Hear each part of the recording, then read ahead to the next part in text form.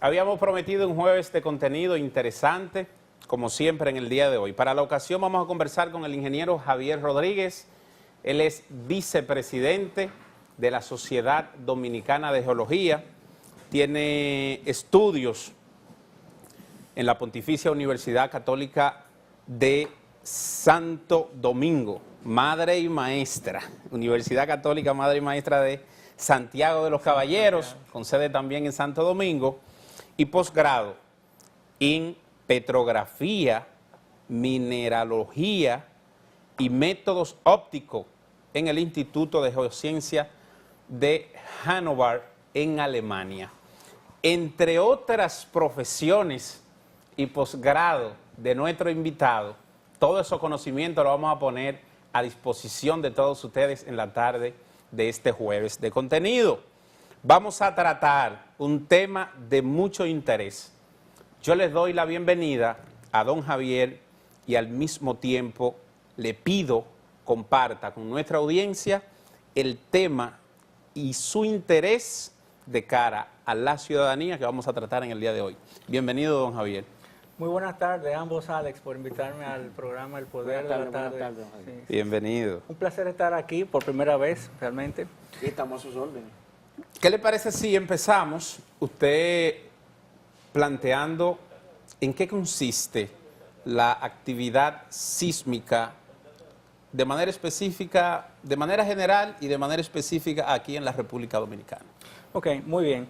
Quizás pudiéramos aprovechar las láminas. Hay una lámina de la placa del Caribe Sí. que pudiéramos ir colocando para que lo que yo vaya diciendo, la teleaudiencia pueda ir visualizando gráficamente lo que yo quiero decir, ¿no? Muy bien, muy bien. Bueno, pues fíjense, los terremotos suceden cuando hay un relajamiento de la corteza terrestre, cuando hay una ruptura, cuando la corteza terrestre sobrepasa los límites de elasticidad, quiebra la roca y se genera una fractura o una falla, como decimos los geólogos, ¿no? Sí. Entonces, sabemos que el globo, el planeta Tierra, pues entonces se está enfriando desde dentro hacia afuera, y ya la parte de fuera, la litosfera, que es parte de la corteza continental y oceánica, y el manto superior, se ha solidificado.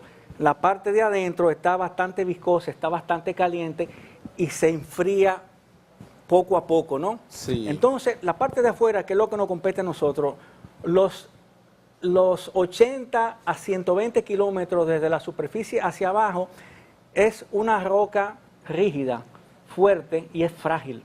Entonces, ahí ocurren el 95% de los terremotos. Ok. Más abajo es muy difícil que ocurra el terremoto porque hay viscosidad y por ende el material no tiende a romper, es más viscoso, es más elástico, ¿no? Ahora estamos viendo en pantalla, ingeniero, la imagen que usted no había solicitado. Vamos a pedir al señor director que nos vayamos en full pantalla con esa imagen. Aquí, esa imagen se refiere a la placa del Caribe. Efectivamente, como hablábamos, la corteza terrestre, la litosfera, está formada por placas. Sí. La teoría de la tectónica de placas es la teoría más aceptada por los científicos hoy en día. Hay otra teoría, pero es la que más se acepta. Ok. Entonces, parte del supuesto de que toda la superficie del planeta está formada por placas. La placa del Caribe es una de las 15 o 16 que hay y es una de las más pequeñas. Tiene unos 40 millones de kilómetros cuadrados. Aquí la podemos ver limitada, ¿no? Por las líneas rojas, donde se ve que colinda al norte con la placa norteamericana, Sí. al sur con la placa sudamericana, al oeste con la placa de Cocos y, bueno, pues hacia el este también, bueno, con la misma placa norteamericana, la placa del Atlántico. Sí, correcto. Ok, pero estas placas no son tan bonitas a veces como se ven, círculos completos, ¿no? Son realmente fragmentos que están rotos, ¿no? Entonces, dentro de la placa hay microplacas, hay fracturas también. Es como si dijésemos un rompecabezas, donde dentro de la placa del Caribe también hay grietas y fallas que interactúan entre sí, de manera que a veces convergen, a veces, bueno, se apartan y a veces se deslizan una con relación a la otra. Aquí podemos ver, si se aprecia bien, dentro en La Española, que es el nombre de nuestra isla, compartida con Haití, pues ahí tenemos dos microplacas. La microplaca del lago Naif, que está a la izquierda, ¿no? y la microplaca de la Hispaniola, que está básicamente dividida por la cordillera central, ¿no? Sí, correcto. Bueno, esa línea negra que vemos ahí. Efectivamente, efectivamente. Pero ¿qué pasa? Entonces, la placa del Caribe, en sentido general, se mueve en la dirección de la flecha roja que vemos ahí, en dirección norte 70 este, ¿no? Hacia la placa norteamericana. La placa norteamericana se mueve en dirección opuesta, como se ve ahí con la dirección de la flecha. Así es. La velocidad de desplazamiento de la placa del Caribe contra la placa norteamericana es de 2 centímetros. 2 centímetros al año, 1 pulgada. Es un movimiento 3/4 de pulgada. cíclico permanente. Es un movimiento que se determina a través de los GPS que se encuentran en el globo terráqueo completo. Se ha determinado que esa es la velocidad de avance de nuestra placa contra la placa norteamericana. Ok. Pero, ¿qué hay en medio de ambas placas? En el medio de ambas, bueno, entonces una placa, la placa norteamericana se está metiendo por debajo de la placa del Caribe.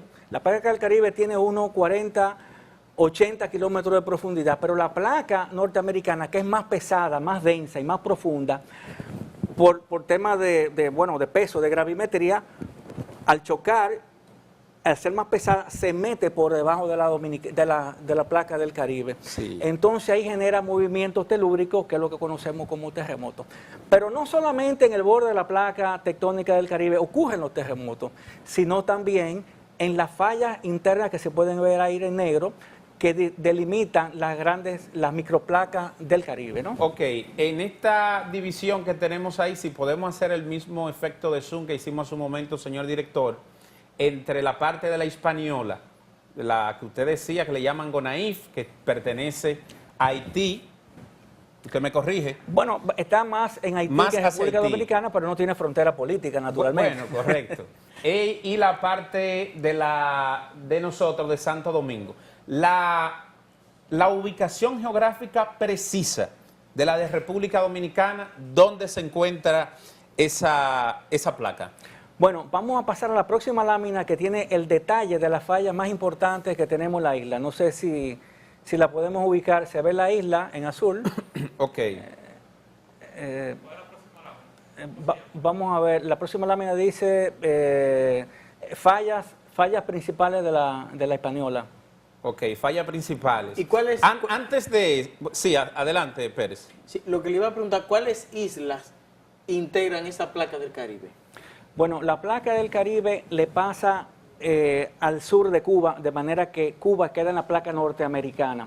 Todo lo que es Haití, República Dominicana, Puerto Rico, O sea, Cuba no está en la placa del Caribe. Cuba está separada por el límite de la placa del Caribe. Ok, justo por el límite. En el Eoceno, que es un periodo geológico que corresponde a hace 50 a 40 millones de años, la isla de la Hispaniola y Cuba estaban unidas, ¿no? Entonces la separó esa falla, ese límite de placa, y se llevó hacia el este a la isla de la Hispaniola y dejó atrás en la placa norteamericana a Cuba.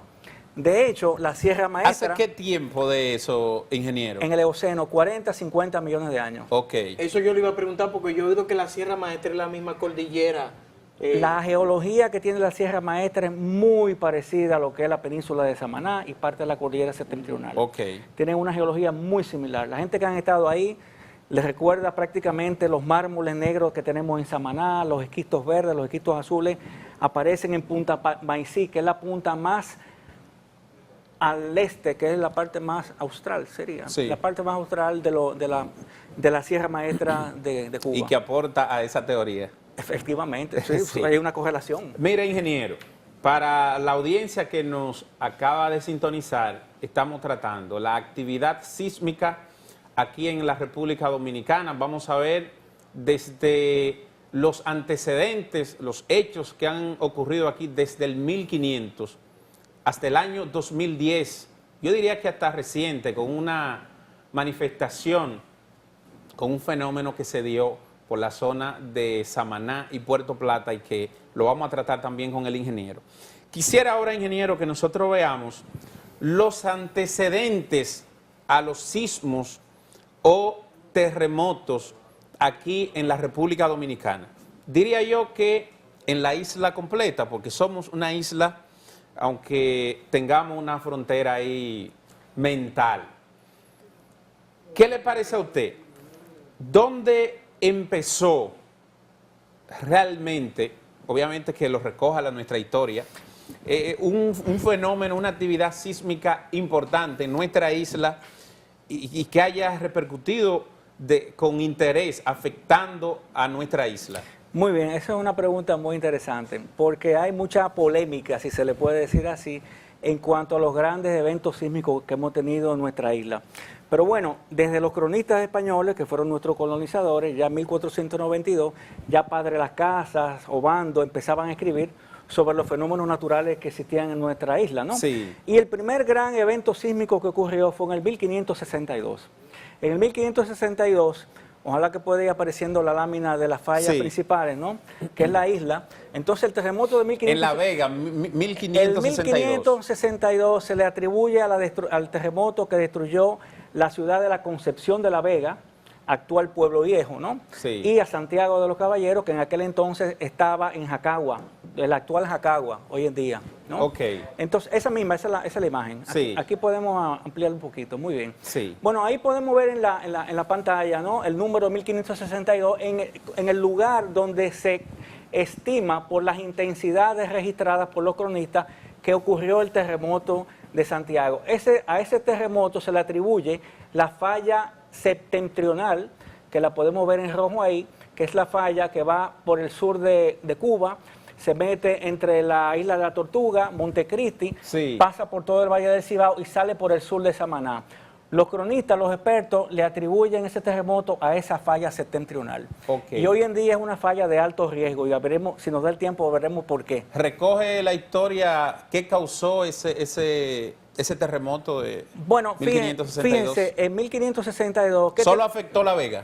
La Vega y Santiago. Okay. Para que lo responda ahí mismo, que se dice que esa zona de arenoso por ahí, que hay arena, que eso se debió también a ese terremoto. ¿Usted se refiere al arenoso de los Bajos del Yuna, de ahora? Sí. No, mire, un terremoto que ocurra esa zona del Bajo Yuna va a ser muy vulnerable porque son rellenos activos actuales de mucho material sedimentario, de manera que usted no tiene un material muy compactado y cualquier edificación mala que se haga ahí puede surgir un efecto de licuefacción que le llaman.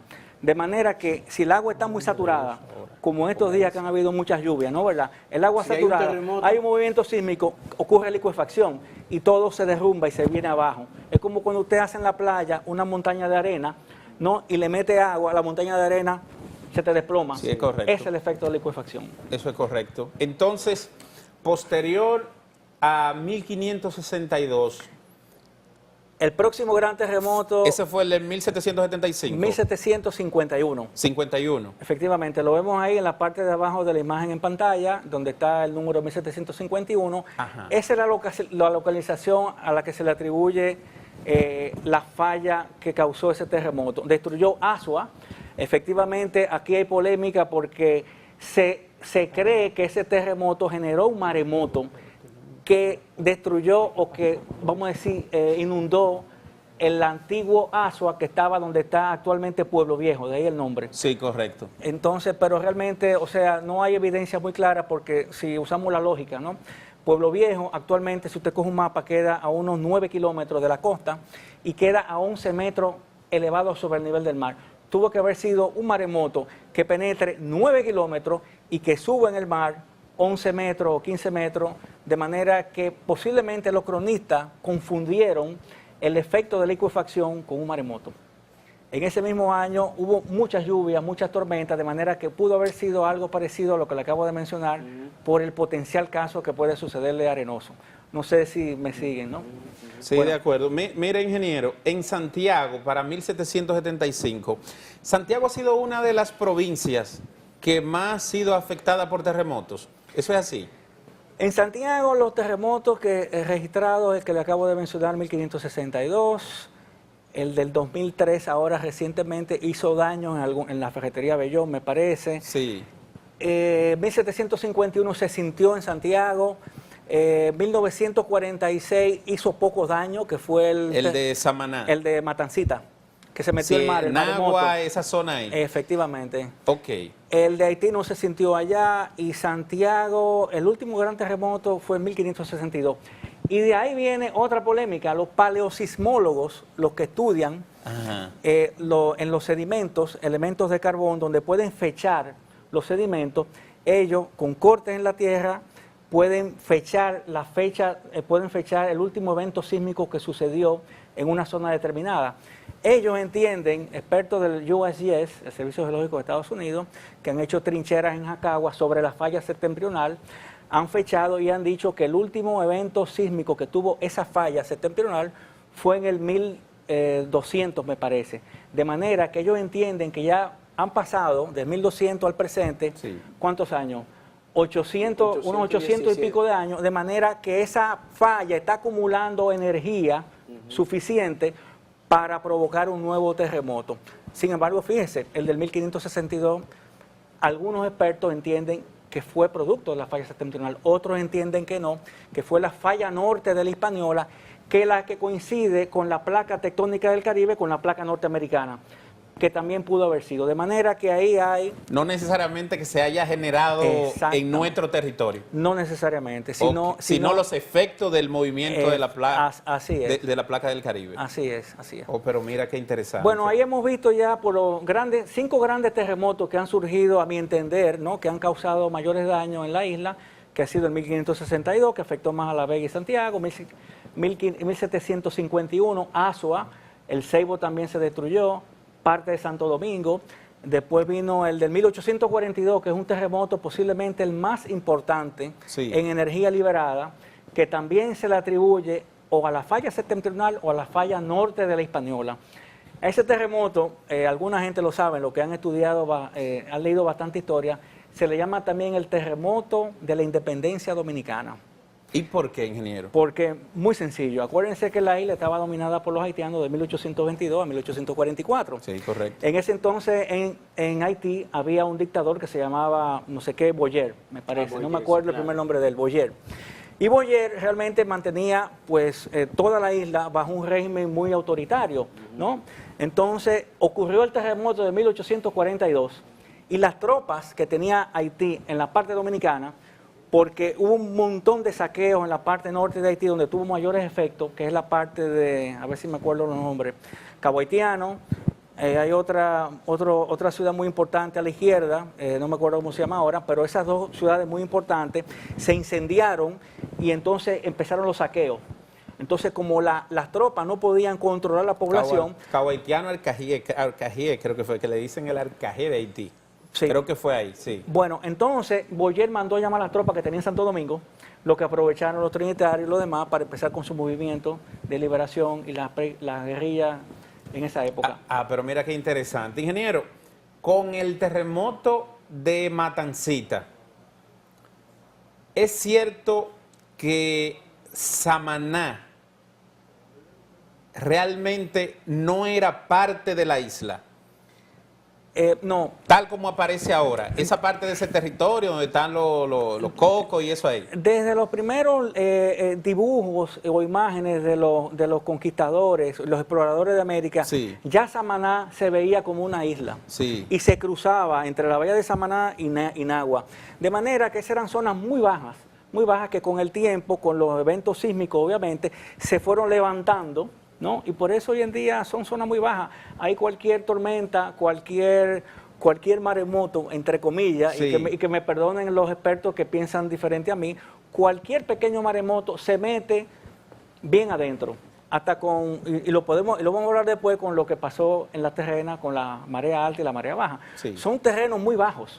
Entonces cualquier ola, cualquier movimiento del mar se mete lejos. Si usted se da cuenta, cuando usted va entre Nagua y Sánchez, la carretera queda más alto que el nivel del mar y usted ve incluso en la época de mucha lluvia agua de los dos lados, ¿no? O sea, son zonas muy bajas, ¿no? Mire, el epicentro del terremoto en Haití, escuché a alguien decir que la cercanía por la frontera con la República Dominicana fue importante, fue de mucha cercanía, pero los resultados, todos conocemos lo que pasó en Haití. Enero 12 de 2010. Correcto. ¿Qué se ha estudiado de ese terremoto en Haití y por qué tan cerca aquí en la República Dominicana prácticamente no pasó nada? Bueno, yo tengo mi propia visión Sí. de lo que sucedió ahí. El terremoto del 2010 ha sido uno de los terremotos más estudiados y nos puede servir de referencia para lo que pueda suceder en nuestro país. ¿Qué pasa? Porque el terremoto de Haití, a pesar de haber sido un terremoto sencillo vamos a decir, en la categoría de los sismólogos, hoy en día se considera un terremoto grande de 8 para arriba. Sí, pero era de 7.2. 7.0, no, 7.0. 7.0. Finalmente fue 7.0. Sí. 7.0 es un terremoto que Chile fácilmente lo sufre y no hay ningún tipo de Hasta daño. de 8. Efectivamente, porque están preparados. ¿Qué pasa con Puerto Príncipe y la cercanía al epicentro del terremoto? Sí. Bueno, Puerto Príncipe está sentada sobre un antiguo lago que se ha ido secando porque se ha ido levantando lo que es el cul-de-sac, que es la prolongación del Valle de Enriquillo. Sí. El Valle de Enriquillo y el cul-de-sac antes era un brazo de mar, era un canal, ¿no? Y según la Sierra de Bauruco y la Maciz de la Cel han ido pegándose, adosándose a la isla, ¿no? Pues han ido levantando eso y han ido Por el secando. lado de Haití. Y del dominicano Sí, también, sí. de los dos lados. Lo que queda de remanente de ese canal es el lago Azuay, el lago Enriquillo, lago Cabral, y creo que hay otro chiquito por ahí que son aguas saladas, ¿no? ¿Verdad? Sí. Entonces, Puerto Príncipe está sentada sobre roca joven, lacustre, poco consolidada. Entonces, cuando usted tiene un suelo poco firme, poco consolidado, tiene construcciones que no son controladas por ninguna normativa de construcción, entonces cuando viene cualquier temblorcito, cualquier terremoto, pues arrasa con todas las construcciones que no estén bien edificadas. Sin embargo, posiblemente usted va a mostrar, bueno, hay imágenes donde se muestra, por ejemplo, un edificio como el edificio de telecomunicaciones de Digicel, que es una compañía grande allá de 8 pisos. Y el propio Palacio Presidencial que lo estamos viendo. Exactamente. Que lo estamos viendo que ahí en pantalla. colapsó ahora. completamente. Mírenlo ahí. Bueno, Ahí tenemos el palacio. Ingeniero, por su experiencia, ustedes que generalmente las compañías responsables de construcción no se le hace, incluso la parte reguladora del Estado, no le pasa un proyecto sin el aval de este mecanismo, estos estudios para prevenir ese tipo de cosas. Por ejemplo, mire cómo quedó el Palacio Presidencial de Haití, que se supone, sea construido en el año que sea, debe ser bajo ciertos parámetros. sí. Eso más las otras imágenes que hemos estado viendo de Haití, ¿cómo usted cree que esto influye o influyó en la cantidad de muerte? Y le digo esto porque en Chile, que también ocurre mucho este fenómeno, ocurre con mucha frecuencia, pero los muertos es mínima la cantidad. ¿Qué usted considera que pasó en Haití?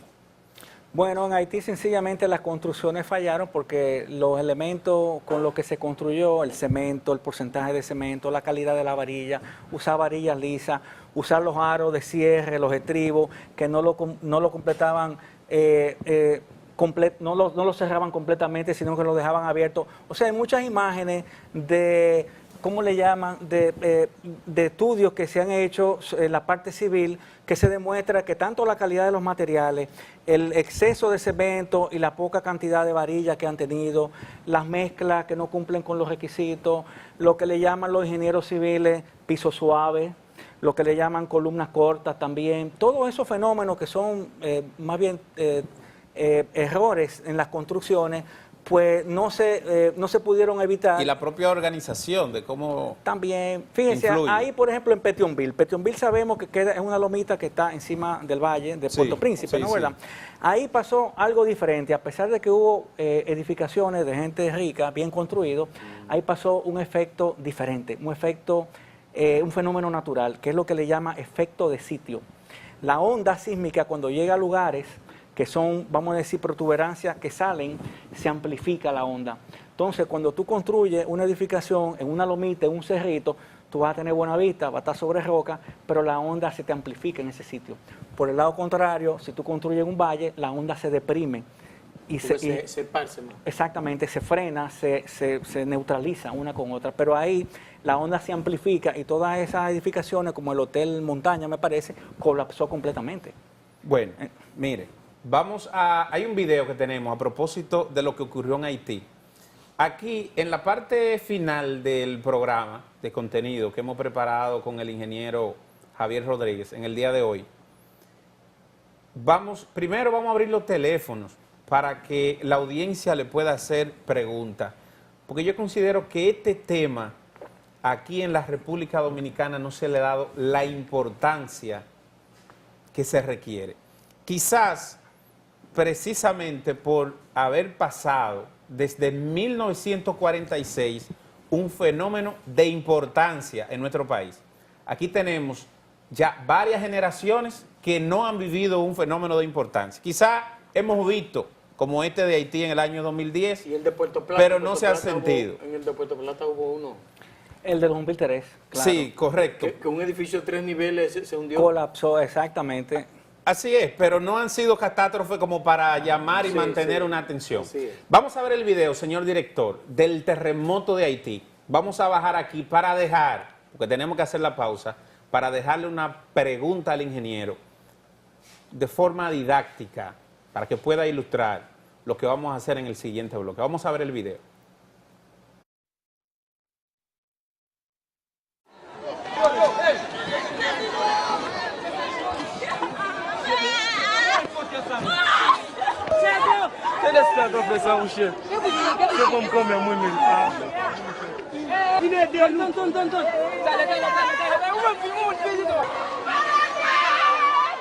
Tras el fuerte terremoto de magnitud 7 grados en la escala de Richter, que sacudió al oeste de Haití, la isla presenta un panorama de destrucción y caos, especialmente en Puerto Príncipe.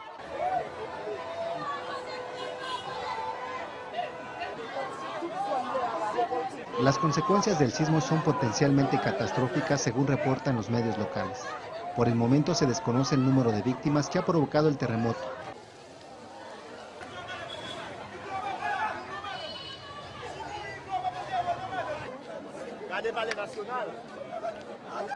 Gente gritando por las calles. Los dos hospitales de la capital derrumbadas. Víctimas que no localizan a sus familiares porque las redes telefónicas están colapsadas. Edificios destruidos. La parte final del mensaje del reportaje. Los dos hospitales de más relevancia de Haití estaban destruidos. ¿Cómo uno prepararse para un fenómeno que ya nos ha amenazado y que ustedes, los expertos, han identificado que nosotros tenemos dos fallas en República Dominicana? Contésteme después de la pausa. Muy bien. Retornamos. Quizás sería bueno mostrar el planito, el mapa que yo tengo. El poder de la tarde con César Medina. Digo después. Ingeniero, le dejaba la pregunta antes de irnos a la pausa, fruto del video que vimos del terremoto en Haití, que los dos hospitales principal de Puerto Príncipe fue lo primero que se cayó. ¿Cómo deben los países que tenemos esta falla, estas manifestaciones sísmicas, estar preparados, sobre todo en los hospitales, que van a atender posibles heridos, que fácilmente terminan en muertos si no tenemos dónde atenderlo, como pasó en Haití? Su punto de vista sobre esto. Mire, hay una institución gubernamental que se llama ONESBIE, vamos a ver si yo trato de descifrarlo, Oficina Nacional de Evaluación de Edificaciones para Vulnerabilidad Sísmica, Sí. que funciona, y entiendo que funciona muy bien, donde ellos desde hace un tiempo tienen un plan para evaluar por prioridad de todos los hospitales del país, después las escuelas, las instituciones donde va mucha gente, obviamente los edificios gubernamentales también, donde se consideran importantes, y así sucesivamente. Ellos están haciendo su trabajo, no tengo los resultados, pero sí están evaluando, y sé que uno de los evaluados que ha tenido algún síntoma de debilidad ha sido el Cabral Ibá de Santiago, pero entiendo que se está reforzando y se está corrigiendo eso. Muy bien. Mire, todas estas cosas que usted nos está explicando, todas estas fallas y todas estas cosas, debería de obligar al país a tener una política sísmica, una política de construcción, porque aquí se están construyendo muchos edificios altos, torres, de todas estas cosas. Y todo esto que usted nos está explicando, de toda esta falla, que la mayoría de la población a veces lo ignora, pero todo esto debería de obligar al país a tener una política así, o en el país una política así. Mire, yo diría que el país está bien encaminado. Realmente nosotros podemos decir con mucho orgullo que disfrutamos a partir de septiembre de 2016 Sí. con el estudio de microzonificación sísmica y vulnerabilidad del Gran Santo Domingo. Hoy en día el Gran Santo Domingo está microzonificado. Cada área tiene su clase de suelo, su tipo de suelo. Se han hecho estudios geofísicos y geotécnicos con un montón de sondeos y se han hecho análisis de H sobre B. ¿Qué entidad ha hecho eso? Bueno, eso lo hizo el Servicio Geológico Nacional, que está adscrito al Ministerio de Energía y Minas, Sí, correcto. en colaboración con la Comunidad Económica Europea, con fondos de los italianos, españoles y los franceses, donde han venido aquí, han hecho su estudio y han hecho ese mapa, que lo podemos mostrar quizá al final, donde se ven las diferentes zonas con los diferentes tipos de suelos. Y cada tipo de suelo le permite a usted o al ingeniero, y en este caso a la oficina del ayuntamiento, no me acuerdo cómo se llama, la que regula las construcciones, ¿no? Qué edificación usted puede construir ahí, hasta qué nivel, y si la quiere hacer de cierto nivel y cumple con los planos y la normativa sismoresistente que se desarrolló recientemente en el país, usted puede construir, pero ya el Estado le está dando a usted qué tipo de suelo usted tiene en un barrio específico y qué edificación usted debe de hacer, y si la hace, qué riesgos asume. Eso es para el ingeniero, una persona particular que vaya a construir. Ahora bien, yo que soy un ciudadano corriente y común y voy a comprar un apartamento en un edificio, una torre de apartamentos o una torre de estas que hacen, ¿dónde yo puedo consultar qué hay? ¿Cuáles son las características de ese terreno donde yo voy a hacer esa inversión? ¿Dónde yo puedo ir? Bueno, primer paso, el mapa que le acabo de mencionar, está asequible, lo vamos a ver y está en las redes. Ajá. Ese mapa, el primer sitio, ya usted sabe dónde está su terreno, ¿no? Después de ahí usted tiene que hacer los análisis de suelo correspondientes. Se recomienda que si es una edificación de cierto nivel, hay que perforar al menos 30 metros y se hace un estudio de suelo geotécnico. Al mismo tiempo es conveniente hacer un estudio geofísico. Entonces se ponen unos geófonos y se hace sísmica de refracción, donde usted puede ver los diferentes estratos que quedan debajo de su sitio. Ya usted tiene ya con seguridad cuál es la frecuencia de vibración de su suelo que usted tiene ahí debajo, y ya el ingeniero civil estructuralista, ¿no?, con un programa que él tiene, con la frecuencia de vibración del terreno, él calcula, hace Sí. sus cálculos para saber sus vigas y sus columnas, cómo hacerla. ¿Usted se refiere al mapa de clases de suelo del Gran Santo Domingo? Ese es uno de ellos, de los resultados. Sí, vamos a ver, señor director, si lo vemos, porque rápidamente, este programa está muy interesante, no queremos que se pase el tiempo sin ver el mapa de la sismicidad en el territorio nacional, para que usted nos lo pueda explicar también. Bueno, ¿Qué tenemos ahí en pantalla? mire, estos son todos los eventos registrados entre el 2013 y el 2017 por el Observatorio Sismológico de Politécnico Loyola, que orgullosamente yo dirijo también. ¿Tanto movimiento en 4 años? En 4 años hemos registrado más de 4.000 eventos sísmicos en toda la isla. Padre. Aquí solamente están los eventos, hay mucho menos de ahí. Yo he filtrado, cuando yo he tenido más de 5 estaciones sismográficas, Sí. registrando un evento donde tengo bastante precisión, yo he querido filtrar aquí los eventos más seguros que tenemos, ¿no?, con su ubicación. Sí. Aquí ustedes pueden ver varios colores. Predominan dos, el mamey, que son los terremotos o los temblores por profundidad, entre 0 kilómetros de profundidad y 30 kilómetros de profundidad. Ok. Son los más peligrosos. Sí. Mientras menos profundo los terremotos, Más daño hace. más daño hacen. Sí. La amplitud llega a la superficie con más fuerza. Ok. A propósito de sismo. Ok. Entonces, ¿qué pasa en estos puntos? bueno, eso denota la sismicidad, y los enjambres o las acumulaciones de todos esos globos naranjas que ustedes ven ahí, Sí. denota que debajo de ese sitio pues hay una estructura geológica que está activa. que se Ok. están moviendo. De manera que es de esperar que en esa área esa falla pueda dar lugar a un terremoto. Entonces, si se dan cuenta, tenemos dos grandes grupos de globos naranja. Los que están debajo de la Sierra de Bauruco y los que están debajo de la cordillera septentrional, y tenemos un grupito por la bahía de Samaná. Ok. Entonces, eso coincide, los de la cordillera Ahí es que septentrional. está, en esos dos puntos que usted enfatiza que está la mayor cantidad Efectivamente. de actividad. De actividad Sí, sísmica, sí. exactamente. Ok. Obviamente no estoy dando una respuesta porque esto es ciencia y la ciencia no es exacta. Puede ser que el terremoto ocurra en un lugar totalmente diferente a esto porque a veces las cosas son así. Sí. Pero por la naturaleza de la sismicidad, por lo que uno conoce, son las áreas más propensas a sufrir un gran terremoto. Ingeniero, en el Caribe no hay volcanes ni siquiera muertos. Claro que sí, tenemos ahí en Hato del Padre, al noreste, a 2 kilómetros al noreste de San Juan de la Maguana. Esa zona por ahí son antiguos volcanes. Esos volcanes hicieron erupción hace unos, geológicamente hablando, es un tiempo muy pequeño, hace 1 millón de años. Oh. por eso le hice el paréntesis. Pero ahora Por eso hizo la aclaración. por eso hice la Eso aclaración. es entre San Juan, Constanza y Padre Las Casas, Mire, en esa zona.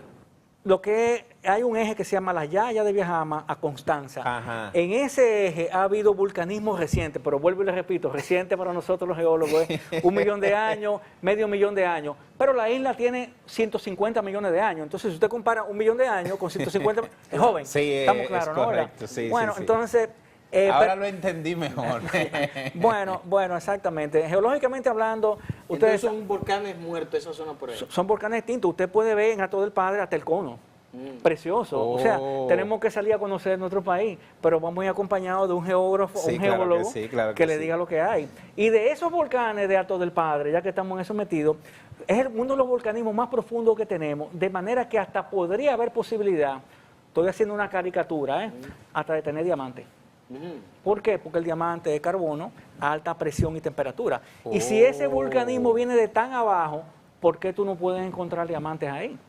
Porque en Sudáfrica la hay y son rocas muy parecidas, que es la kimberlita.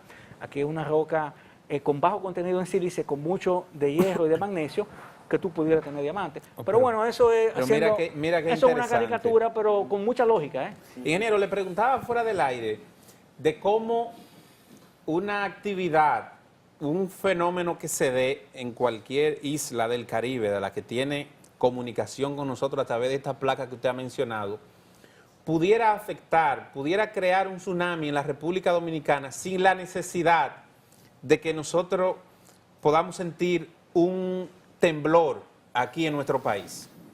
Mire, déjeme darle un dato técnico. El 90% de los tsunamis del mundo son de menos de 60 centímetros. 90%. Sí. Ok, entonces, la isla de la Española, en el sur, si usted se da cuenta, vaya al malecón, ¿de qué altura usted cree que es el arrecife que está ahí? 4, 5, 6 metros. ¿Usted cree que un tsunami, que una masa rocosa que se deslice en Venezuela, ¿no? O en la falla de los muertos, por grande que sea, va a pasar los 5 metros? Eso usted lo puede ver en Japón, quizá como el último que hubo aquí, pero las fallas nuestras no acumulan tanta energía, son más pequeñas, están más lejos, son más profundas y es muy difícil que tengamos un tsunami que afecte el sur de la isla. Obviamente se puede meter por el Osama, se puede meter por el Jaina y todas esas poblaciones que estén en esa llanura de inundación se van a ir como se van también cuando llueve mucho, obviamente, ¿no? En el norte sí. El norte es más peligroso, es más riesgo, porque en el norte nuestra isla está más recostada, ¿no? Por el Atlántico. Por el Atlántico, de manera que no hay tanto, salvo raras excepciones, no hay tanta costa levantada como hay frente a Santo Domingo Sí. y casi todo el litoral. Entonces, ingeniero, la posibilidad de que se repita el terremoto de manera específica, Matancita, Las Gordas se llama todo ese entorno ahí, Nagua, Samaná, hay cierta posibilidad. Hay posibilidad, pero como le decía al señor Pérez antes de iniciar el programa, Sí. La ciencia tiene dos vertientes, la ciencia suave y la ciencia dura, ¿no? Sí, La sí. ciencia suave es aquella que no tiene mucho fundamento, mucha evidencia y utiliza más los modelos matemáticos, utiliza las probabilidades, las estadísticas, porque no tiene, vamos a decir, una certeza. Entonces, La tesis suya, ¿en cuál se inclina? yo me voy más a la dura. Ok. Yo me voy a la dura. Entonces, para los geólogos y los sismólogos que no tienen esa información al alcance de su mano, no conocen bien el fenómeno, pues ellos trabajan en periodos de recurrencia. De manera que si una falla de cierta dimensión, de cierta área, y con el historial que tiene, ellos calculan el periodo de recurrencia de esa falla. Si usted se fija bien, la mayoría de las fallas de los terremotos que han habido en nuestro país, los periodos de recurrencia son de 200 a 600 años. No me diga. Entonces, si ocurrió eso en el 1946, saque su conclusión y asígnele un periodo de recurrencia de 200 años. La próxima vez que se va a repetir, ¿cuándo va a ser? Eso no quiere decir, o sea, no vamos a estar vivos, obviamente, ¿no? ¿Verdad? Entonces estaríamos tranquilos, pero yo no estaría tranquilo, obviamente, porque eso es ciencia suave. Mire, hace como 2 años, en el planeta hubo una serie de terremotos y de temblores que tenía a la humanidad como en ascuas. En varios países terremotos. ¿A qué se debió eso? Porque eso afectó al planeta en general, porque fue a nivel mundial que se dio eso. Mira, ya esa es una pregunta más de astrofísica que de geología, pero yo te voy a iniciar algo de eso. Fue el 2010. El 2010 tuvimos el terremoto de Chile, 8 puntos y pico. 8 puntos. Algo, 8 o sí. 9 Bueno, tuvo el de Haití, que fue pequeño. Hubo el de Indonesia, creo que en Alaska hubo uno. Y me parece... de Sumatra. El de Sumatra, efectivamente, que provocó un tremendo maremoto. Sí, en Japón creo que hubo otro. Fue un año de muchos terremotos, entonces la tierra estaba muy inquieta. Y temblores en muchas... Sí, o sea, y la gente piensa, con cierto sentido, ven aquí que todo eso está amarrado por abajo. O sea, si tiembla aquí, pues repercute aquí y allá. ¿Qué es lo que está pasando? Bueno, pues yo no, la verdad es que es una pregunta que yo la voy a dejar pasar. Ingeniero, la mayor concentración de habitantes la tenemos en el Gran Santo Domingo. De cara a cualquier fenómeno, ¿cuál es la vulnerabilidad que tenemos en la provincia de Santo Domingo, en el Gran Santo Domingo, la provincia y el distrito? Y el mapa de la clase de suelo que nosotros tenemos en las distintas ubicaciones. Quisiera que usted compartiera ese punto también con nosotros. Ok, muy bien. Bueno, pues ojalá vayan colocando la imagen del mapa del Gran Santo Domingo. Sí, de la clase de suelo. Bueno, sí, fíjense, cuando Santo Domingo era pequeño, que la población se restringía a Ciudad Nueva, Anaco, Piantini, hasta la Gascue, Gustavo Mejía Ricard, todo eso estaban sobre terrenos rocosos, sobre una caliza coralina, una plataforma de más de 300 y 400 metros hacia abajo de roca. De manera que las edificaciones que estén bien fundadas sobre caliza, pues están bastante seguras. Okay. ¿no? Entonces, en el mapa... ¿Y qué usted nos deja a los que vivimos en la zona del malecón? Entonces, según ha ido creciendo, pues ya ese arrecife que formaba la barrera que defendía la isla del mar, no, pues entonces la parte de atrás de la barrera arrecifal es lo que ustedes tienen en su imagen como los colores verdes, los azules, verde, morado, sí, amarillo claro y azules. Okay. La barrera arrecifal, la parte buena, sólida, la parte dura, el corazón de Santo Domingo, es la parte de la costa, que es la parte gris. Okay. Todo lo que está en la parte gris es firme y tiene, bueno, pues más garantía de que tenga una buena fundación. Okay. A pesar de que, como le decía también detrás de cámara, hay cavernas, y si hay un edificio encima de una caverna, pues no está bien fundada, pues tienen que haber problemas, pero por lo general, pero en sentido general es un área buena.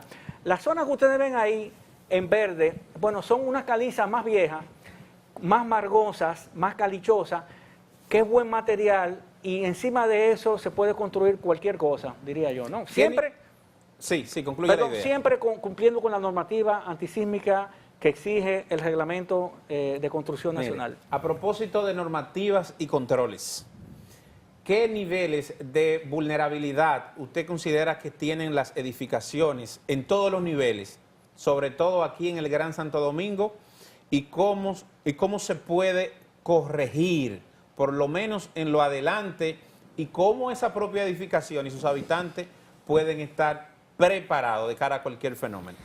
Mire, si volvemos al mapa, si se puede, por favor. Mire, ahí todo lo que sea edificaciones por encima de 4 pisos, en la zona que tenemos como morada, que está al lado, dentro de los verdes, esas lagunitas moradas que están en la área verde, todo lo morado, esos son rellenos de dolina. Una dolina no es más que un sumidero, un sitio por donde las aguas confluyen y se van por debajo, y ahí se ha rellenado todo eso.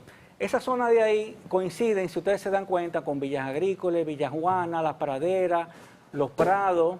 Que se comunica el agua por esas rocas por debajo. No, eso quiere decir que el suelo es muy arcilloso y es Ajá, relleno. sí. Entonces, esas son una zona muy vulnerable a construir edificaciones. Ok. ¿De acuerdo? Ok. Entonces, Las autoridades tienen ese mapa de cara a cualquier fenómeno, saber cómo impactar, cómo informar a esa población en cualquier emergencia. por supuesto que sí. Sí. Ese trabajo ha sido distribuido por todos los organismos que tienen que ver con la construcción y los controles de la edificación en Santo Domingo. Ok, el ok, ayuntamiento, la gente de control urbano, todo eso lo La tienen propia ellos. sociedad, que usted es su vicepresidente, juega un papel también fundamental de cara a ese tipo de informaciones. Bueno, a nosotros van gente preguntándonos que quieren hacer estudios y quieren saber si pueden construir en esos terrenos. Nosotros les damos esta información, pero ellos precisan de estudios geotécnicos y estudios geofísicos, naturalmente, que se hacen. Déjeme preguntar, en el mirador, en esa parte de allá, por la Cayetano Hermoso, entonces por ahí es piedra. Y entonces se ve como cuando el agua afecta mucho, como esa zona por ahí tuvo debajo del mar. Claro que sí. Tenemos 3 farallones en Santo Domingo. El que sube, vamos a coger la Lincoln como referencia. Primero el mar, no la costa, es el primer farallón. Segundo farallón, el que sube de la José Contreras a la Lincoln. Me parece que es ahí. El que sube a la José Contreras, después el que sube al Supermercado Nacional, ahí en la 27 de febrero, ahí tenemos 3 niveles de terraza. De manera que la isla... ¿Qué cantidad de tiempo en años estamos hablando? Bueno, mire, la edad de esos arrecifes, eso es Pleistoceno superior, estamos hablando de 2.5 millones de años, hasta el presente. Los arrecifes que son la costa nuestra actual tienen unos 125.000 años de formado. Ok. Y de ahí hasta el Pleistoceno, hasta los 2 millones de años, pues todas esas terrazas arrecifales donde la Tierra ha ido levantándose y al mismo tiempo sumergiéndose, las dos cosas. Entonces el nivel de peligro de los que vivimos del mirador hacia el malecón, de cara a terremoto hay cierto nivel de seguridad, Sí. por lo que usted ha dicho. Sí, correcto. Y de cara a los tsunamis, cierto nivel de vulnerabilidad. ¿Es correcto? No, no creo. Yo no creo. No, vuelvo y le digo, no creo que un tsunami vaya a pasar ese arrecife que tenemos ahí de 5. Por la altura. No, no creo, no. Ok. No creo. ¿Cuál de los arrecifes? ¿El del mirador? Todo el malecón. El malecón. Ah, ajá. La costa nuestra. Por esos sí, 4 sí. metros de Hay altura. 4 Ahí no- metros de altura. demasiado alto, Es sí. muy alto, así no va a pasar nada. Ahora, el río Jaina, las construcciones que están en el río Jaina, en el río Sama, pues obviamente son vulnerables Ok, ahí Aunque sí. yo un viví tsunami. yo viví ahí frente a frente en la George Washington, frente a frente al mar, yo viví en la George Washington. Y cuando venían los ciclones y las cosas, que el mar sube, se alinea así con Bueno, con las autopista. rompientes, las olas, obviamente, pues algo va a Es pasar. muy distinto sí. al fenómeno de, Sí, de un tsunami. tsunami es una onda de periodo largo. Una onda que, como lo vamos a ver quizás con la marea, si no va a dar tiempo, no sé. Sí. Pero una marea alta, como la que ocurrió en la terrena, no es más que una ola de tiempo prolongado. Una ola que empieza a subir así con el tiempo Ya. y dura 12 horas en bajar. Eso es la marea alta. Entonces, un tsunami es algo parecido. Es una onda de periodo largo donde el mar se retira al principio, si coincide, y después viene a tomar su territorio y se mete porque se pasó. Y después recoge otra vez. Tenemos que hacer la pausa, ingeniero, pero antes yo quisiera que veamos, por Puerto Plata, Samaná, en estos días ocurrió algo, que es precisamente lo que usted acaba de decir, se retiró la playa. Sí. Ustedes le dicen otro nombre, Bueno, marea baja. marea baja, igual en Puerto Plata. Entonces quisiéramos compartir con la audiencia las imágenes, señor director, de lo que pasó, tanto en Puerto Plata como en Samaná, para que brevemente el ingeniero nos explique qué pasó, porque se quiso alarmar la población y pienso que si no es nada para alarmarse, no era necesario. Y ahí radica principalmente parte del interés de esta producción, de llevar las informaciones con profesionales del nivel del ingeniero Javier Rodríguez a propósito de lo que hemos estado presentando en el día de hoy. ¿Qué pasa ¿Por qué en esa zona del país? Javier? Mire, a finales de abril sucedió un fenómeno que fue distribuido por las redes y provocó alarma. El primer fenómeno fue que en una playa, en un resort de Sosúa, me parece, o Puerto Plata, pues apareció una playa. De repente apareció una playa y la gente se preguntaba, hubo técnicos que dijeron, bueno, la tierra se está levantando, la sismicidad, la placa del Caribe, lo otro, bueno, lo que yo considero que no tiene mucha lógica, ¿no? Porque esos levantamientos bruscos rápidos se detectan con las estaciones GPS que tenemos en el país, que podemos decir después cómo accesar a ella y cómo ver cada estación, cómo se está moviendo vectorialmente en la vertical, en el eje de la X y en el eje de la Y. Ahí pudieron haber pasado tres cosas. Primero, las tormentas que han habido en esos días, las corrientes marinas, Sí. pues las corrientes marinas sacan de un lado arena y meten en otro lado. De manera que se pudo haber formado una playita, apareció, como han habido otra, la Playa Alicia, me parece, y han habido otras, aquí en Juan Dolio ha pasado lo mismo también, el mismo fenómeno. En el pasado turismo quiso agrandar el espacio de playa de Juan Dolio y le metió arena, pero en un par de tormentas se llevó toda la arena de nuevo. Entonces las corrientes marinas juegan con las arenas. ¿Qué pasa? Lo que pasó en esa playa de Sosúa, Puerto Plata, pudo haber sido vinculado a dos fenómenos, o a marea alta y marea baja, o pudo haber sido resultado de las corrientes marinas, que en ese tiempo hubo muchas tempestades y obviamente pues el mar, el fondo del mar, tiene una vinculación directa con las temperaturas de arriba y lo que está pasando arriba con la presión. Entonces también pudo haber sido eso. Yo no conozco personalmente el problema, lo vi por las imágenes y cuando me preguntaron yo dije que pudo haber sido un evento de corriente submarina que pudo haber provocado eso. ¿Qué pasa? A los 2 días se presentó las imágenes de la playa de la Terrena, donde el mar se retiró. En Samaná, Playa Samaná. Playa Samaná. Playa Samaná, ok, bueno, perfecto. Entonces, ¿qué pasa? Ese fenómeno en el argot popular se conoce como que si el mar se retira, ¿qué viene? Viene un tsunami. Sí, sí, sí. Eso fue lo que todo el mundo pensó, pero Sí, un tsunami... por eso se alarmó la población. Efectivamente, pero no, un tsunami... Sobre todo que ahí estamos viendo la imagen de lo que pasó. Justamente esto, donde está esa arena ahí, acompañada de los otros 2 pequeños charcos de agua, era una playa normal. Entonces se alejó precisamente por esa manifestación de la naturaleza. Lo que pasa, ingeniero, que ya en esa zona es que tenemos el precedente del terremoto más reciente de 1946. Sí, y yo creo que hasta cierto punto tiene cierta lógica. Sí, pero cuando ocurre un tsunami, el mar se retira y no tarda 3 minutos en devolver. 3, 4, póngale 5 minutos. Sí, correcto. Esto es cuestión, puede ser una semana o 2 semanas. ¿Usted se acuerda de la locura que uno hubo una vez aquí hace como 18 años que de repente viene un tsunami y todo el mundo huyendo como cosa loca? El país, todo el mundo...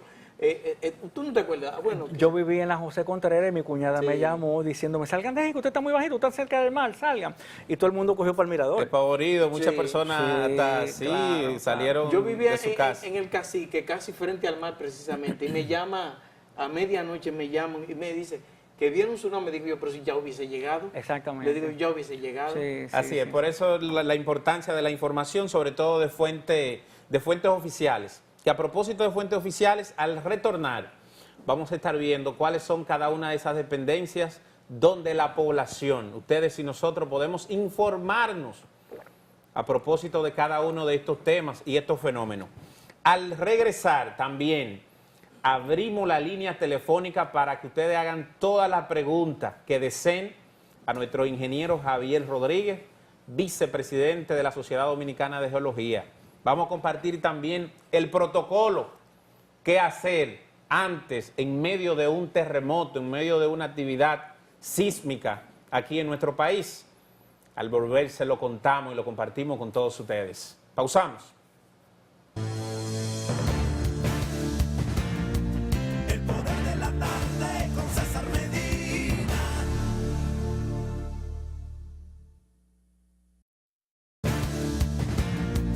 El poder de la tarde con César Medina. Mire, el momento es propicio para abrir la línea telefónica, la tenemos ahí. Ustedes nos llaman y el ingeniero Javier Rodríguez va a contestar sus preguntas. Esta parte del programa la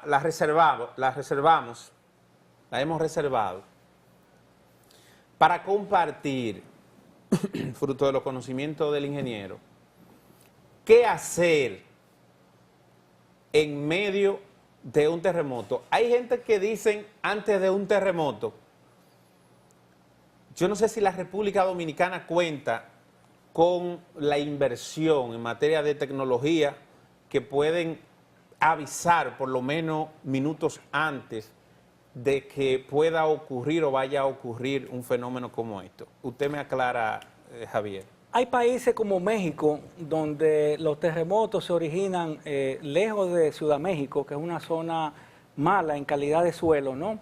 Y le da tiempo a los sistemas de alerta temprana, así es que se le llaman, Early Warning System, sistema de alerta temprana, Sí. donde hay sismógrafos instalados conectados a redes, e inmediatamente hay una alarma y obviamente la población tiene al menos 1 o 2 minutos quizá para prepararse. Si está un edificio, salir, si es un tren, apagar la línea del tren, ¿no? Bajar los circuitos eléctricos y hacer otras cosas que se pueden hacer en ese tiempo. Sí. En el caso de República Dominicana, un sistema de alerta temprana, personalmente, yo creo que no funciona, porque las fallas peligrosas nuestras activas están muy cerca de Santo Domingo. Por ejemplo, Santo Domingo, si es afectado por un terremoto, casi con seguridad va a ser producto de la falla de los muertos. Es la falla que tenemos que corre paralela a las costas del sur de Santo Domingo al sur. Unos 20 o 30 kilómetros al sur de la costa de Santo Domingo hay una depresión que se llama la fosa o la trinchera de los muertos. Sí. Esa es una falla que ha ocasionado terremotos en el pasado. De manera que si un terremoto ocurre ahí a unos 20 kilómetros de distancia, considerando una velocidad de onda de 8 kilómetros por segundo, si usted divide 20 entre 8, lo que le va a quedar es el tiempo que usted tiene para que todo el sistema se habilite y dispare y usted pueda en Santo Domingo tener una alarma. Entonces, ¿qué va a tener? 10, 15 segundos para eso.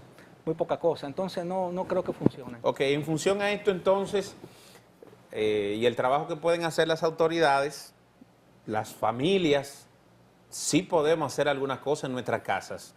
Hay un video que se llama El Triángulo de la Vida, que yo quisiera compartir, señor director, con la audiencia, que nosotros lo veamos aquí y luego usted nos va a comentar qué significa cada una de las cosas que vamos a estar viendo en ese video y qué nosotros podemos aplicar aquí. ¿Le parece bien? Muy bien. Vamos a verlo, señor director.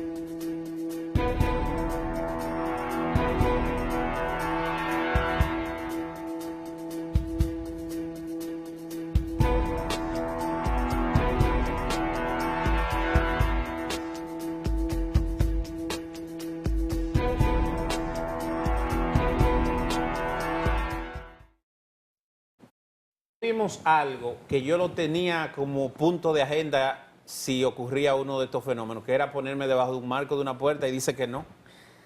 Bueno, mire, eso yo me estoy enterando ahora también, pero yo entiendo que si usted está debajo de un marco y esa es una columna de resistencia, de fuerza, yo entiendo que usted puede permanecer debajo. Lo que pasa es que ellos seguramente argumentan por el marco de la puerta, Ok.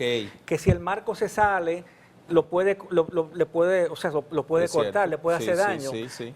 Por eso me imagino que, pero si usted se siente, yo encuentro que yo me pondría debajo de un marco, de una puerta, que yo sepa que es un muro fuerte. ¿Cuáles son los puntos más recomendables de ese triángulo de la vida que usted conoce y que son de fácil conseguir en nuestros hogares? Mire, está el otro método también, que es debajo de un mueble fuerte y sólido también. La gente dice que el mueble sólido va a caer aplastado y que el triángulo de la vida lo que hace es que si colapsa una pared o un armario, ¿no?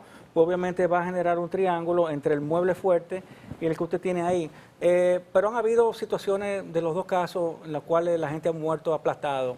Los dos lo puede usar. Si es un mueble sólido, fuerte, una cama, se puede poner al lado, se puede poner debajo. Una mesa buena de comedor, sólida, Sí. que no sea esas mesas que venden ahora que son de Cristal y cosas. de madera prensada, Ajá. pues eso no. Pero si es algo sólido, usted puede ponerse cómodamente debajo de Me eso. decía alguien que estuvo hace poco en Japón, en uno de esos terremotos, que de repente los celulares de todo el mundo, parece que hay una aplicación que con la onda, que llega primero del terremoto, activa una aplicación en los celulares y entonces todo el mundo empezó a correr. Entonces, usted dice que aquí, en esta zona, eso no se puede hacer porque la onda... Yo pienso que estamos muy cerca. Las fallas principales nuestras están muy cerca. No tenemos fallas. O sea, una aplicación de ese tipo aquí No, yo creo, daría me resultado. parece que no. Yo pienso que no. Yo la he oído, la he visto, sé que hay aplicaciones también. Desde luego, obviamente, uno ya por las redes, por lo, ¿cómo se llama? Lo que no es Instagram ni Facebook, ¿cómo se llama lo otro? El Twitter. A través Ajá. del Twitter usted se entera ya al segundo que hubo un terremoto y un temblor en caso de que usted está cerca. Es cierto. Además, Más ustedes rápido los que que están sismógrafo, pendientes sí. suministran las informaciones también, que a propósito, vamos a ver ahora los sitios oficiales donde la persona puede confirmar una información de esta naturaleza. Antes quisiera hacerle la siguiente pregunta. ¿Usted considera que el Estado Dominicano y cada una de las instituciones que tienen que ver con este tipo de fenómenos han hecho lo necesario? ¿Y qué considera usted que se puede hacer de cara a educar la población, empezando por las escuelas? Mire, yo pienso que lo último es lo más importante, la educación del pueblo dominicano, sobre todo en ciencia, no solamente en ciencias geológicas, en ciencias físicas y químicas, porque fíjense este fenómeno que sucedió ahora en Samaná. Señores, eso es algo que eso es un evento cíclico, un fenómeno natural que todo el mundo debería de conocer. Eso es prácticamente... No es nada para alarmarse. Eso sencillamente es física elemental, ¿no? El movimiento de las mareas que corresponde con lo que es la atracción de la Luna, de la Tierra sobre la Luna y el Sol, la fuerza que ejerce, ¿no? Por los movimientos gravimétricos. O sea, ya hay sitios en las redes, ¿no? Por ejemplo, este que le vamos a referir después, que es el National Oceanic and Atmospherical Administration, NOAA. Eso, que es un organismo de Estados Unidos que trabaja lo que son las corrientes y las mareas, y también, obviamente, la meteorológica, ya tiene el ciclo de las mareas altas y bajas en cada una de las estaciones que hay en el Caribe. De manera que usted puede entrar, y tenemos una imagen de eso, si la puede mostrar, ¿no? Donde ya se sabe en qué día va a haber marea baja, marea alta y de cuánto va a ser. O sea, son fenómenos naturales que si la población está educada, no deberían ser una sorpresa, como sucedió aquí, ¿no? Así es, para confirmar cualquier tipo de información de estas manifestaciones de la naturaleza, le digo yo, ustedes le dicen, creo que actividad sísmica, ¿verdad? Bueno, la parte sísmica sí, fenómeno natural. Muy amplio, fenómeno natural. ¿Cuáles son los sitios oficiales, páginas que tenemos en la República Dominicana? Obviamente, sumado al portal de la Sociedad Dominicana de Geología, que se recomienda. Muy bien, mire, yo dirijo un pequeño observatorio sismológico. A pesar de que la institución oficial para responder a los eventos sísmicos es el Instituto Sismológico Universitario, Sí. que pertenece a la UAS, ¿no? Yo entiendo que ellos no tienen una página donde ellos suben al minuto los eventos sísmicos que tiene la isla. Así es. Sin embargo, el Politécnico... Se lo confirmo. Sin no la embargo, tiene. si usted digita ahora en Google ospl.ipl.edu.de, que quiere decir Observatorio Sismológico de Politécnico Loyola, ¿no? Usted va a ver un portal donde usted va a ver todos los eventos sísmicos durante todo el día, acumulados desde que se fundó en el 2012 hasta el presente. Sí. De manera que nosotros, junto a las estaciones del sismológico de la UAS, las de los Estados Unidos, las propias de Loyola, que tenemos 6 en el país entero, la de Puerto Rico, la de Cuba y la de Haití, tenemos una red de más de 30 sismógrafos instalados, donde estamos monitoreando toda la sismicidad de la isla. Entonces, en esa misma página, usted puede ver otra red interesante que es COCONET. COCONET, por su sigla, se refiere a la red del Caribe, donde están instaladas todos los GPS, ¿no? En una red donde usted puede ver la tierra si se está levantando, se está moviendo, se está desplazando. ¿Usted ve? Y la otra que acabamos de mencionar, esta ya no es nacional, es una red realmente de los Estados Unidos, donde obviamente le tiene el clima como Weather Channel, y la NOAA, que es la que le acabo de mencionar. Esa es la USGS. USGS. USGS Ok. es la que usamos casi todos aquí, ¿no? Sí.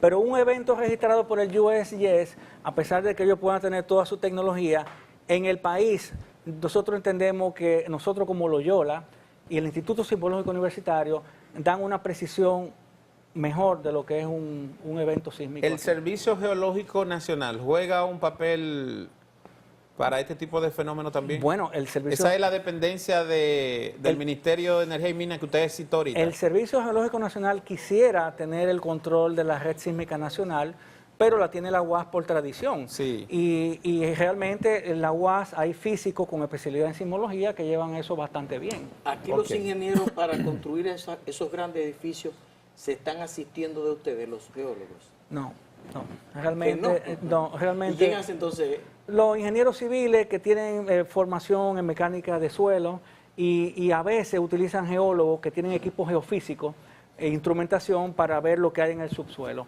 Pero por lo general aquí lo que se hacen son estudios de suelo, una perforación a 30 metros, se hace una categorización del suelo y realmente si lo amerita se hace geofísica para ver qué hay debajo. O sea que ustedes nada más, los geólogos, ustedes nada más trabajan aquí en la parte minera. Y El geólogo está siendo visto en el país, lamentablemente, como una persona que trabaja en una mina o encuentra un yacimiento mineral para desarrollarlo. Pero los geólogos, como el caso mío, yo me he ido más en los últimos años a la parte de sismología. ¿Dónde Sí, hay correcto. petróleo que se pueda hacer a nivel comercial? O sea, ¿existe la probabilidad? No se lo diga que se arma un problema ahí. Esa es una pregunta muy interesante, que la verdad que yo aplaudo su pregunta, o sea, el deseo que tiene. Pero mire, el país yo creo que tiene petróleo. Y de hecho sabemos que en Aso hay petróleo, ¿no? Y han habido Y una emanaciones. zona por Barahona, por ahí también. Por Barahona han habido manaderos de petróleo, sí, al sur del lago Enriquillo. Por Boca de Exactamente, Cachón también han exactamente. habido manaderos de gas. Pero que no se explote, que dejen eso así. No, pero que que realmente... no nos traigan problemas. yo no sé, parece que el Estado ha modificado su política. Se dice que es como una reserva estratégica. Bueno, se dicen muchas cosas, pero hay que hacer estudios. Pero hoy en día el tema del petróleo, usted sabe muy bien que con el cambio climático y lo que, bueno, pues la quema de los combustibles fósiles que genera el efecto de invernadero por el dióxido de carbono, está contaminando, que la temperatura está aumentando. Entonces la tendencia es a que el petróleo, dejarlo de lado y desarrollar entonces por la energía fotovoltaica, eólica, otro tipo, la del gas que es más limpia, ¿no? Sí. Pero somos un país que si tenemos petróleo tenemos que aprovecharlo. Lo que hay que hacer es saberlo explotar y obviamente administrarlo bien y con la tecnología para que los gases de invernadero, pues mitigarlo con carbonato de calcio, o sea, hacer precipitar esas partículas para evitar que haya un calentamiento y que nosotros estemos contaminando el planeta. La tecnología, así como ha desarrollado la fuente, la energía fotovoltaica, pudiera y lo puede hacer también, mitigar todos esos gases que suben arriba, que son los que están provocando el calentamiento. Claro que sí, pero es un tema de hacer las Y cosas en bien Loma hechas. Miranda, si se explotan esos minerales, ¿se puede recuperar el terreno? Claro que sí, por supuesto. Loma Miranda es un recurso del país. Ahí hay dinero, tenemos que aprovechar eso y se puede hacer una explotación amigable donde usted pueda restaurar. Después de todo es una loma que tiene 3 kilómetros cuadrados, tampoco está en el centro de la cordillera central y no en la madre de las aguas. Y me excusan porque yo posiblemente, como conozco bien el caso, la defiendo. Yo estoy de acuerdo con usted. Pero claro que sí es un recurso, pero vamos a saber explotarlo. Claro. Obviamente, al pan y el vino. El Estado que haga su trabajo, que controle la explotación ahí, y si lo están haciendo mal, pues lo paramos. Y si lo están haciendo bien, bueno, pues todo contento, ¿no? ¿Verdad? Y la zona se desarrolla y es un recurso mineral que tenemos, como el petróleo. Ingeniero, llegamos a la parte final. Quisiera en 30 segundos que usted nos despida con un mensaje, con una reflexión final. sobre el Bueno, tema. el mensaje mío es muy simple, o sea, invitar a la población joven que está en los colegios, en las universidades, a que sean un poco más curiosos con las cosas, que no se limiten a lo que le dicen. Señores, si usted está en su patio y usted ve una piedra, levante la piedra, averigüe de qué está formada. O sea, la ciencia natural, la física, la química, la geología, es la base de la tecnología y la base de la solución que tenemos en el planeta. Entonces, realmente hay que mirar más allá, no centrarnos en carreras clásicas como mercadeo, administración. Vamos a irnos más a la ciencia para saber los recursos que tenemos, cómo explotarlos, cómo aprovecharlos y cómo que sean de beneficio para la población. Y manejar estas propias informaciones también para prevenir. Por supuesto, claro Bueno, que sí. bueno, ingeniero, nosotros estamos muy agradecidos de su presencia en el día de hoy. Pienso que ha sido una entrevista sin desperdicio. Muy productiva. Un jueves de contenido de suma importancia. A los amigos que nos han estado escribiendo, parece que por las lluvias ha habido algún nivel de problema en la línea telefónica. Nosotros vamos a compartir esta entrevista íntegra por nuestras redes sociales para que el que no la pudo ver y la tenga también de consulta. Gracias, ingeniero, vicepresidente, ingeniero Javier García, vicepresidente de la Sociedad Dominicana de Geología, por comparecer con nosotros. Muy bien, muchas gracias a ustedes. Mañana es Viernes Musical. Ahí nos vemos.